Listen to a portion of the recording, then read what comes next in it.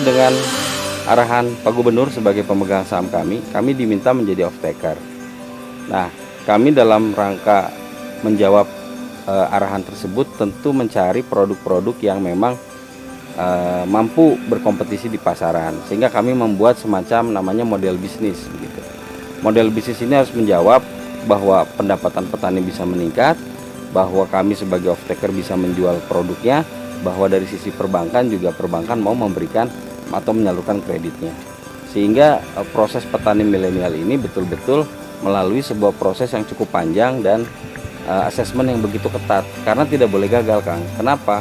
Karena kegagalan di tahap 1 ini akan menyurutkan langkah di tahap berikutnya. Tetapi kesuksesan di tahap ini tentu akan menjadi pemantik semangat untuk tahap-tahap berikutnya. Dari sisi klaster pertanian yang sudah sampai hari ini tahapnya sudah selesai verifikasi dan klarifikasi atau kami sebut proses sinkronisasi, itu di komoditi tanaman hias. Dan tanaman hias ini insya Allah akan ekspor ke 6 negara Eropa.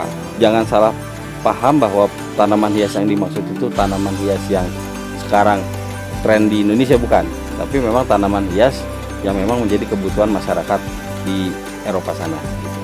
Kemudian dari sektor peternakan itu yang hampir selesai proses sinkronisasinya adalah dari klaster peternakan puyuh, burung puyuh. Nah, itu mudah-mudahan dalam 1-2 pekan ini bisa selesai dan bisa segera masuk ke proses pengajuan FUR. Kemudian dari sektor perikanan itu adalah ikan nila dan udang. Ikan nila sudah mulai budidaya, udang masih dalam proses penghitungan sinkronisasi dan mulai magang. Untuk klaster kehutanan kemungkinan yang akan masuk adalah budidaya lebah madu, tapi ini masih proses klarifikasi dan konfirmasi, masih proses sinkronisasi, belum selesai. Dan terakhir klaster perkebunan. Nah, klaster perkebunan ini mungkin menjadi klaster terakhir dalam petani milenial. Kenapa? Karena nanti konsep yang akan kami ajukan adalah konsep agroforestry. Kenapa konsep agroforestry yang kami ajukan? Karena di dalam perkebunan itu hasil panennya itu lama, 2 tahun. Misalnya kopi gitu, kopi itu ditanam hari ini baru menghasilkan 2 tahun. Kan tidak mungkin petani milenial menunggu selama itu, sehingga kami buatkan konsep yang kami namakan agroforestry. Prinsipnya teknologi itu hadir untuk 2 hal. Yang pertama untuk meningkatkan produktivitas tani atau produktivitas hasil pertanian. Kemudian yang kedua, teknologi itu digunakan untuk menekan atau mengefisiensikan biaya. Jadi apabila ada teknologi yang bisa mencapai 2 tujuan tersebut, pasti akan kami gunakan gitu. Nah, di dalam greenhouse ini ada teknologi, yaitu teknologi drip irrigation atau